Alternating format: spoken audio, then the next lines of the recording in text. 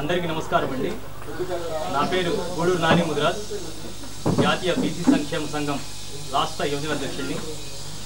రేపు 30వ తారీఖు శనివారం ఉదయం 10 గంటల 15 నిమిషాలకి యువజన రాష్ట్ర కార్యాలయం ప్రారంభోత్సవం జరుగుతుంది. రాష్ట్ర కార్యాలయం ఇదే. ఈ రాష్ట్ర యువజన కార్యాలయ ప్రారంభోత్సవానికి ముఖ్య అతిథులుగా మా జాతీయ అధ్యక్షులు, రాజ్యసభ సభ్యులు టైగర్ ఆర్ కృష్ణయ్య గారు మరియు రాష్ట్ర వైద్య ఆరోగ్య శాఖ మంత్రి శ్రీమతి విడుదల రజనీ గారు, అలాగే శాసనమండలి సభ్యులు అప్పిరెడ్డి గారు, ఇంకొక మా బీసీసీఎల్ రాష్ట్ర అధ్యక్షులు జంగా కృష్ణమూర్తి గారు, మహిళా రాష్ట్ర అధ్యక్షురాలు వైఎస్ఆర్సీపీ బీసీసీఎల్కి పోతుల సునీత గారు, ఇంకా మొదలైన వివిధ బీసీ కార్పొరేషన్ చైర్మన్లు వీళ్ళందరూ ప్రారంభోత్సవానికి ముఖ్య అతిథులుగా వస్తున్నారు. ఈ యువజన కార్యాలయం యొక్క ముఖ్య ఉద్దేశం రాష్ట్రంలో ఏ మూలన బీసీలకి ఇబ్బంది జరిగినా, అన్యాయం జరిగినా, ఏదైనా సమస్య వచ్చినా ఈ రాష్ట్ర యువజన కార్యాలయాన్ని సంప్రదించవచ్చు.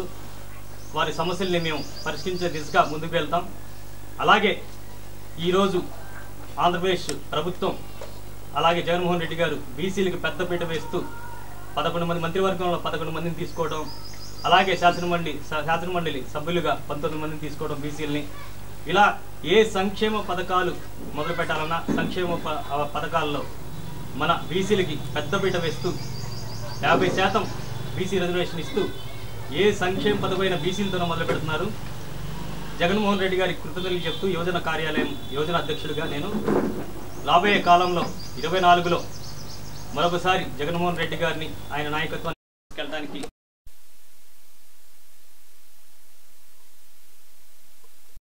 అలాగే మా జాతీయ అయినటువంటి మా ఆర్ కృష్ణయ్య గారు ఆంధ్రప్రదేశ్లో ఇక్కడి నుండి పర్యటన మొదలవుతుంది.